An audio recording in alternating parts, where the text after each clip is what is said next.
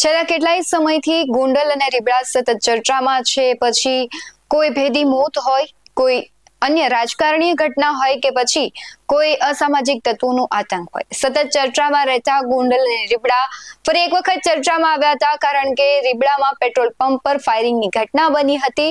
ત્યારથી સતત રીબડા છે ચર્ચાનો વિષય બન્યા છે અને આ જે ફાયરિંગની ઘટના છે તેમાં હવે સત્ય બહાર આવ્યું છે.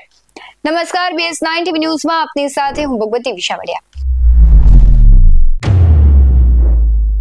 ગોંડલના રીબડા ખાતે પેટ્રોલ પંપ પર ફાયરિંગની ઘટના બની હતી. એક સપ્તાહ બાદ અંતે મુંબઈ અને આગ્રાથી ભાડુતી શૂટરો સહિત 4 શખ્સને રાજકોટ રૂરલ લોકલ ક્રાઇમ બ્રાન્ચે ઝડપી લીધા છે. જે બાદ આખી ઘટના પરથી પડદો ઉચકાયો છે. ત્યારે આરોપી હાર્દિકસિંહ જાડેજા 3 મહિના પહેલા આગ્રામાં દારૂના બારમાં વિપિનકુમાર જાટને મળ્યો હતો. તેને માતાને કેન્સરની સારવાર માટે પૈસાની જરૂરિયાત હોવાથી ₹5 લાખમાં ફાયરિંગ કરવા તૈયાર થયો હતો.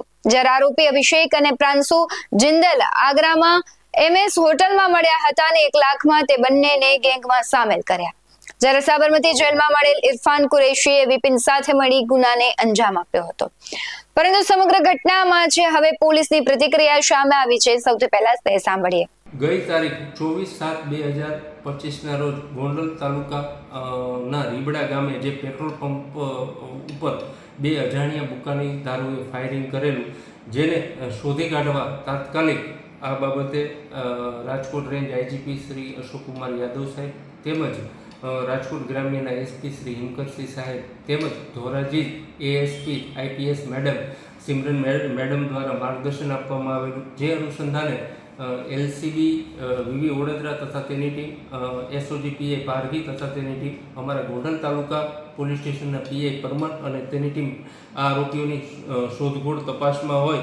એ દરમિયાન હકીકત મળેલી કે મહારાષ્ટ્રના મુંબઈ ખાતે તેમાં આગ્રા ખાતે આરોપીઓ હોવાની શક્યતા હોય, જેથી તાત્કાલિક ત્યાં તપાસ કરતા ઇરફાન ઉર્ફે Sipa son of Mohammad Rais Qureshi Dani Limda Ahmedabad, 2 number Abhishek Kumar son of Pawan Kumar Jindal Agarwal મૂળ નવી પોસ્ટ ઓફિસ સુરજગંજ સદાબહાર જિલ્લો હાથરસ UP, ત્રીજો પ્રાંસ કુમાર સન ઓફ પવન કુમાર જિંદાલ અગ્રવાલ ઉવ 29 રે નવી પોસ્ટ ઓફિસ સુરજગંજ જિલ્લો હાથરસ. 4 નંબરનો આરોપી બિપિન કુમાર સન ઓફ વિરેન્દ્રસિંહ જાટ ઉંમર 26 રે નાગલાકલી સદાબાર મદક ભોજ હાથરસ. આ ચારેય આરોપીઓને ધરપકડ કરવામાં આવેલી છે. આમાં બનાવમાં વપરાયેલ હથિયાર પિસ્ટલ તેમજ મોટરસાઇકલને કબજે કરવામાં આવેલા છે. આ બાબતે વધારે વિગત જાણવા એવી મળેલી કે આ જે ઇરફાન ઉર્ફે સિપા તેના વિરુદ્ધ 27 ગુના દાખલ થયેલા હોય અને તેના ઉપર પાછા પણ 2-3 વખત થઈ ગયેલી હોય. આ ઇરફાન અને હાર્દિકસિંહ સાબરમતી જેલ ખાતે હોય, જેઓ બંનેની ઓળખાણ થયેલી. અને આ જે કામના આરોપી જે છે બિપિન કુમાર સન ઓફ વિરેન્દ્રસિંહ જાટ, જેને અગાઉ 3 મહિના પહેલાં આ હાર્દિકસિંહે આ જે વિપિન કુમાર હોય તેને પૈસાની જરૂરત હોય, તેના માતાને કેન્સર હોય, જેથી હાર્દિકસિંહે કહેલું કે ગુજરાતમાં એક ફાયરિંગ કરવાનું છે, એના બદલામાં હું તને 5 લાખ રૂપિયા આપીશ.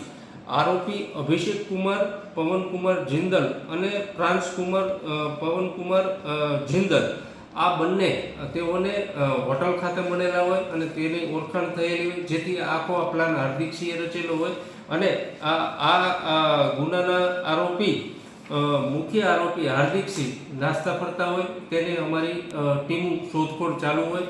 આમ આ આરોપીઓ બીજા કોઈ ગુના કર્યા છે કે કેમ, બીજા કોઈ સંડોવાયેલા છે કેમ, એ બાબતમાં હાલે Gondal taluka police station PI AD Parmar તપાસ ચલાવી. આમ તો સતત અવારનવાર ગોંડલ અને રીબડા છે ચર્ચામાં રહેતા હોય છે. આ વખતે રીબડામાં જે આ બુકાનીધારી શખ્સ છે તેને ફાયરિંગ કર્યું અને વધારે ચર્ચાઓ વેગ પકડ્યો. પરંતુ જે પ્રમાણે પોલીસ કામગીરી આ ઘટનાઓમાં થઈ રહી છે, ત્યારે ક્યાંક ને ક્યાંક શંકા અન્ય ઘટનાઓને લઈને ઉપજી રહી છે કે જે પ્રમાણે પોલીસ 24 કે 48 કલાકે વધુ કલાકોમાં જે પ્રમાણે આરોપીને પકડી પાડે છે, તો અન્ય ઘટનાઓમાં કેમ પોલીસ છે ઢીલી પડી હોય તેવું લાગી રહ્યું છે.